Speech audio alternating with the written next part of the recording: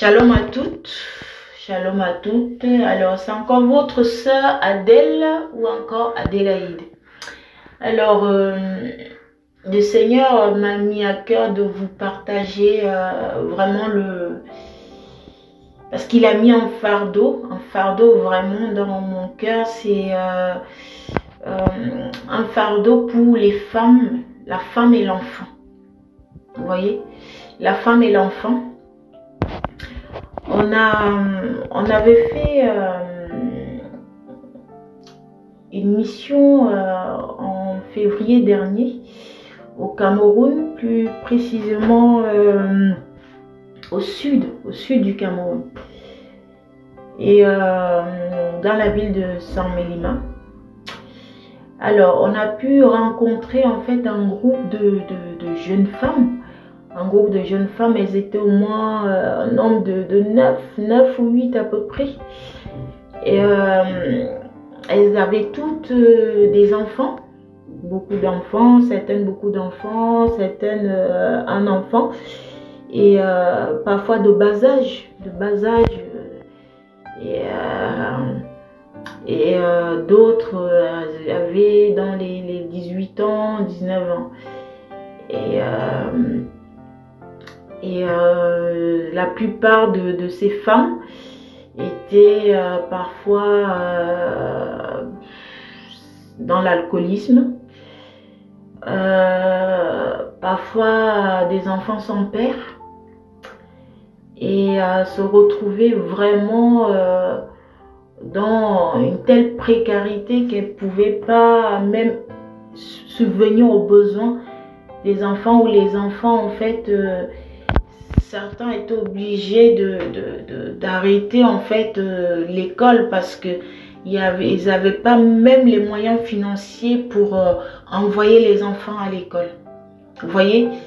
Et quand on a commencé à parler avec elles, et à un moment où j'ai commencé à faire mon témoignage, elles ont commencé à pleurer, elles ont vraiment fondu en larmes.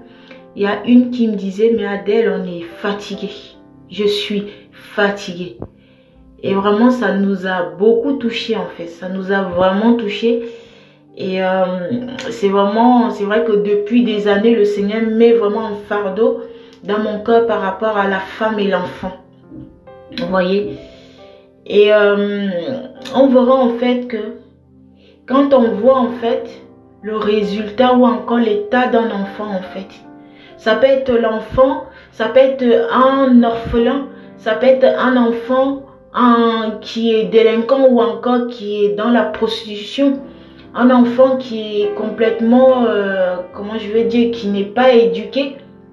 Parfois, ce n'est même pas parfois, il faut savoir que un enfant en fait, avant qu'il en arrive là en fait,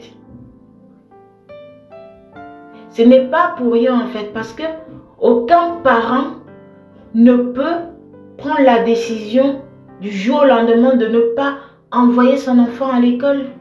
Aucun parent ne peut prendre la décision le jour au lendemain d'abandonner son enfant. Vous voyez?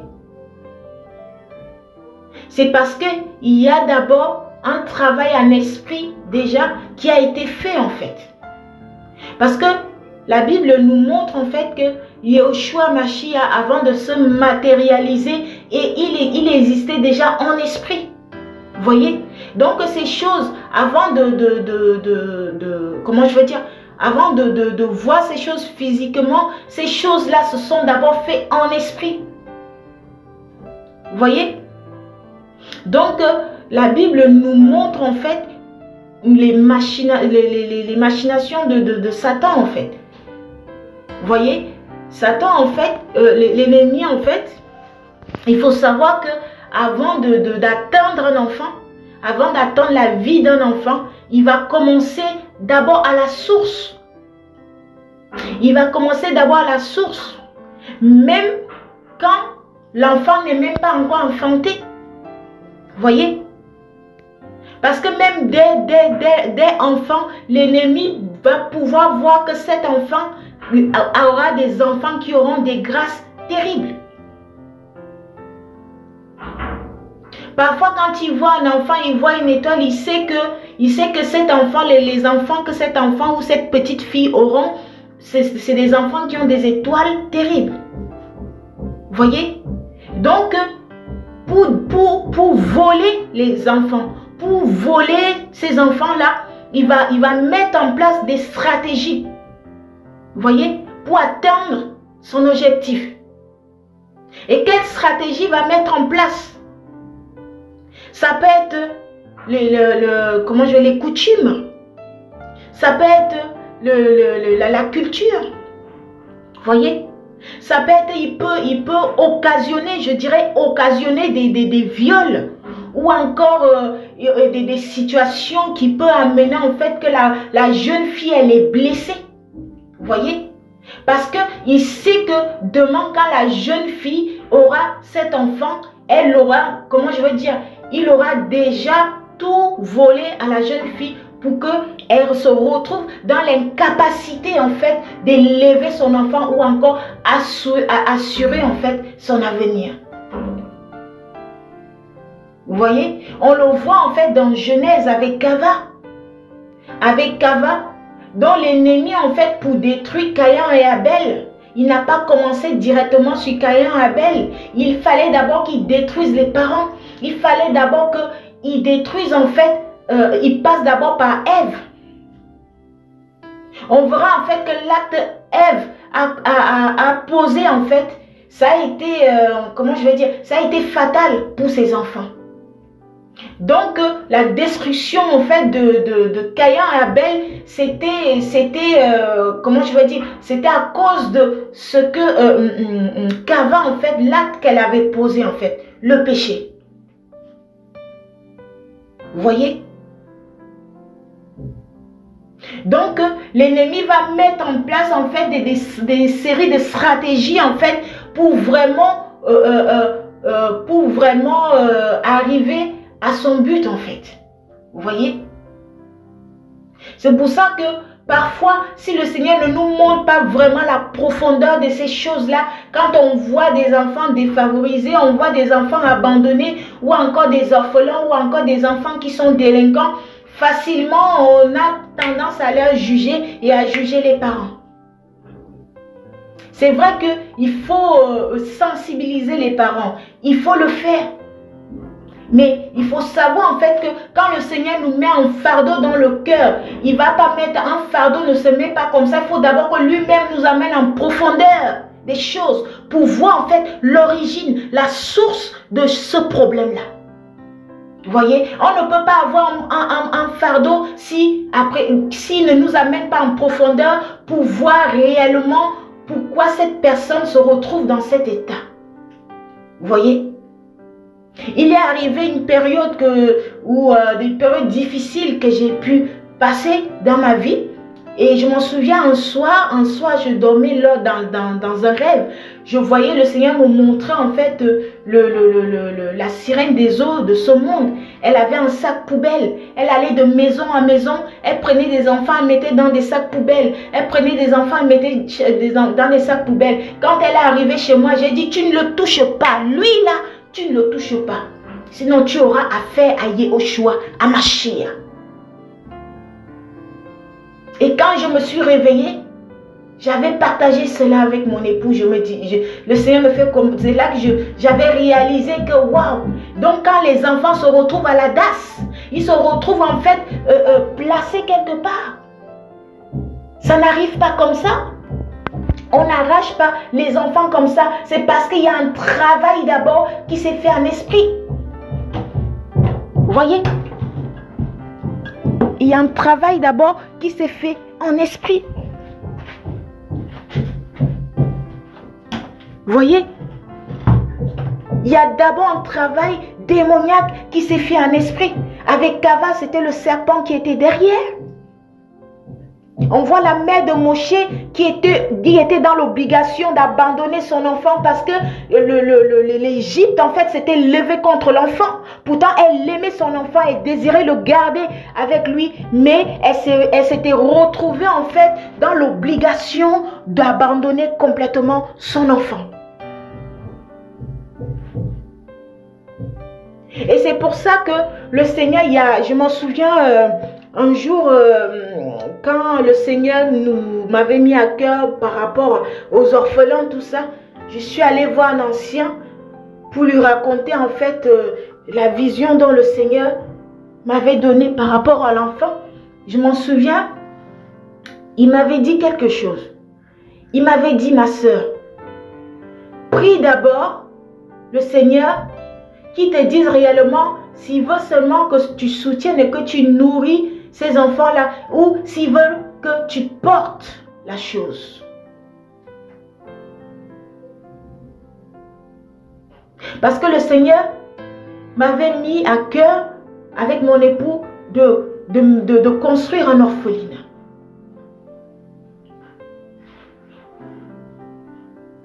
Et là, c'est vrai qu'après le Seigneur nous avait confirmé les choses, m'avait confirmé les choses. Mais avant cela, il fallait que je passe d'abord à l'école du Seigneur pour comprendre réellement l'orphelin, pour comprendre réellement pourquoi un enfant en arrive là.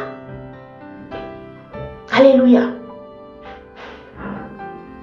Parce que parfois j'entends souvent les gens disent n'importe quoi. Parfois même il y a des gens, il y a quelqu'un un jour qui m'a dit non, c'est des paresseux, il ne faut pas les aider. Non, ils ne sont pas paresseux, c'est des enfants que l'ennemi a ravis. C'est les enfants dont l'ennemi avait ravi des capacités où ils se retrouvent dans l'incapacité de produire quelque chose de bien. Parce que quand quelqu'un parle comme ça, c'est parce que cette personne-là n'a pas un fardeau réel pour ses enfants. Il ne sait pas de quoi il parle. C'est normal. C'est normal. Parce que le Seigneur, en fait, quand il donne le fardeau, il nous amène en profondeur. Pour nous montrer la source de ce problème-là. On le voit même parfois même dans nos vies. Dans nos vies, quand le Seigneur vient pour nous guérir. Quand le Seigneur vient pour nous guérir par rapport à ce qu'on avait ou pour nous restaurer. Parfois nous ramène dans le passé pour nous faire comprendre pourquoi en fait c'est arrivé avant de nous guérir. Vous voyez? La nature même nous enseigne comme l'apôtre Paul pouvait le dire.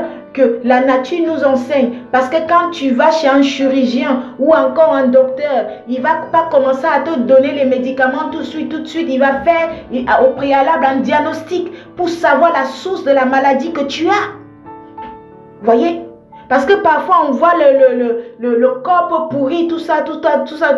Mais quand toi tu t'arrêtes sur le corps, tu juges la personne, tu dis ah, c'est parce qu'il s'alimente mal, c'est parce qu'il est sale, c'est parce que nous parfois on parle beaucoup quand on a tendance à juger l'apparence. Et parfois c'est parce qu'il est sale, c'est parce qu'il est ceci. Mais quand le docteur lui il va faire le diagnostic, il va aller voir en fait qu'il va aller remarquer que en fait il y a une tumeur là-dedans. Il y a une tumeur à l'intérieur que les hommes ne voient pas. Et c'est ça en fait qui engendre en fait ces ulcères sur sa peau. Voyez? Là, le docteur ou encore le chirurgien va aller pour guérir la personne. A compris en fait que ça ne sert à rien de mettre des pommades sur le corps parce que ça ne sert à rien, ça va revenir. Mais il faut qu'il aille en fait en profondeur pour opérer et ôter la tumeur qui engendre en fait les ulcères sur la peau de la personne. Voyez? Et c'est ça le fardeau. Le fardeau, c'est que quand le Seigneur, parce que c'est vrai qu'on dit souvent, moi j'ai le fardeau, moi j'ai le fardeau. Mais c'est vrai qu'on a tous le fardeau pour quelque chose. Mais le Seigneur, parfois, ou encore veut nous amener en profondeur de la chose pour comprendre la source réelle de cette chose. Et quand le Seigneur te montre la source, en fait, tu comprends que, waouh, Seigneur, mais en fait, ce n'est pas ce que je vois. Le problème est beaucoup plus profond, plus loin que ça. Voyez? Parce que quand le Seigneur te montre ces choses-là, c'est parce qu'il veut t'enseigner comment en fait apprendre la chose. Voyez comment guérir en fait ce malade qui est en face de toi.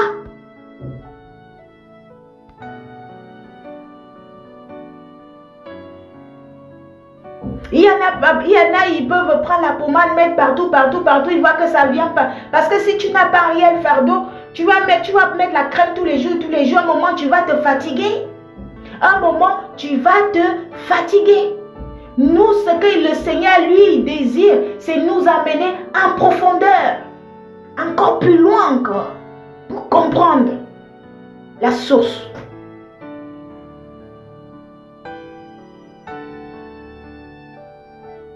Vous voyez?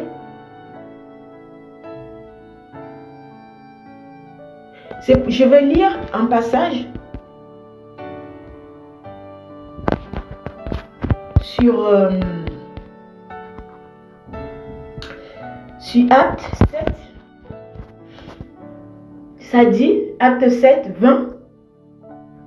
En ce temps-là naquit Moshe, et il était beau pour Elohim, et il fut nourri 3 mois dans la maison de son père. Mais ayant été exposé, la fille de Pharaon le prit pour elle-même et l'éleva comme son fils. On voit l'enfant, ici là, Moshe, qui a été volé. Et avant que cela arrive, il a fallu toute une activité démoniaque derrière pour que l'enfant en arrive là. Mais quand on voit en fait sa mère, elle a tout fait pour garder l'enfant. Le feu même qu'elle a exposé, elle n'a pas fait volontairement.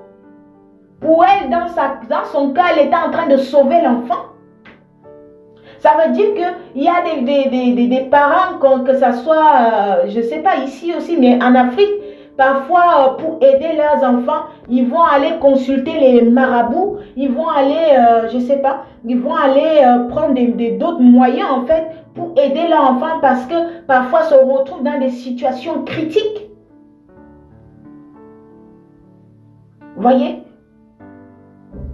Il y en a d'autres, parfois, ils sont obligés de donner, confier les enfants aux grands-parents ou encore aux oncles, aux tatas, aux cousins, tout ça là, parce que ils se disent que, peut-être que si je vais en Europe, l'Europe en fait sera meilleure pour que je retrouve une vie meilleure, pour que plus tard en fait, mes enfants soient bien. Et ne sachant pas que quand elle laisse les enfants comme ça, là, les enfants après sont exposés et l'ennemi, c'est comme ça l'ennemi va rentrer.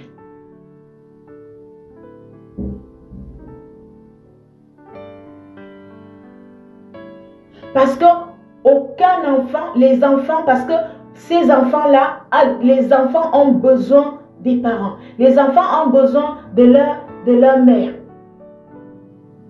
des deux parents. Voyez? Parce qu'un enfant qui n'a pas vécu avec ses parents biologiques sera déséquilibré. Lors de cette mission, on a vu vraiment des parents désespérés, des mamans désespérées. Tu sens que là, elles se sentaient comment je veux dire, impuissantes face en fait à la situation de leurs enfants.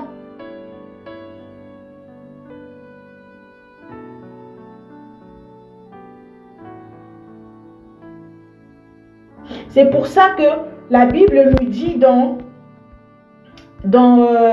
1 Timothée, la Bible nous dit dans 1 Timothée 2, verset 14, et Adam n'a pas été séduit, mais la femme ayant été séduite a été la cause de la transgression. Elle sera néanmoins sauvée par le moyen de la maternité, pourvu qu'elle persévère dans la foi, dans l'amour et dans la sanctification avec modestie.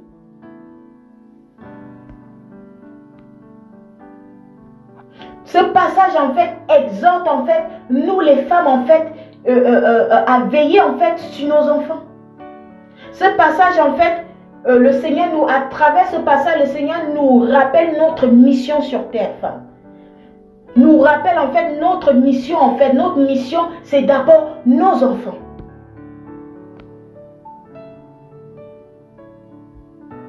Parce que l'ennemi convoite nos enfants. Et le Seigneur, en fait, dans verset 15, elle sera néanmoins sauvée par le moyen de la maternité, pourvu qu'elle persévère dans la foi.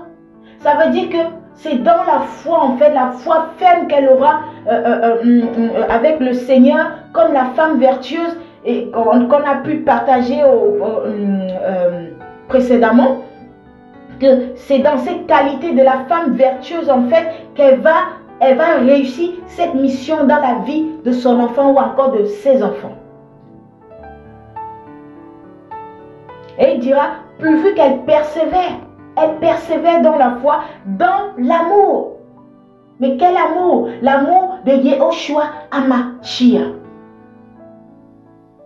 Parce que le Seigneur dira, le premier commandement, c'est que tu aimeras le Seigneur, ton Elohim, de tout ton cœur, de toute ton âme. Et le deuxième, tu aimeras ton prochain comme toi-même. Et ton prochain, c'est mon fils. Mon prochain, c'est mon fils. Mon prochain, c'est ma fille. Mon prochain, c'est mes enfants. Et pour accomplir ce deuxième commandement, il faut d'abord que j'accomplisse le premier. D'abord, aimer Yahweh. Et dans cet amour que j'aurai pour Yahweh, automatiquement, je saurai comment aimer mes enfants. Et dans l'amour, on éduque les enfants. Et dans l'amour, on accompagne nos enfants. Et dans l'amour, on les enseigne selon la parole. Et l'enseignement n'est pas seulement dans la bouche, elle est aussi dans la vie que nous menons avec le Seigneur. Et il dira aussi, et dans la sanctification avec modestie. Dans la sanctification, s'éloigner des choses qui n'honorent pas le Seigneur. Avec modestie. Modestie, c'est-à-dire avec pudeur, avec humilité, une entière soumission. Que ce soit au Seigneur, aussi à nos époux. C'est vrai que nous ne sommes pas parfaits, mais le Seigneur, par des épreuves, des difficultés par lesquelles nous pouvons rencontrer tous les jours, le Seigneur nous amène à devenir modestes.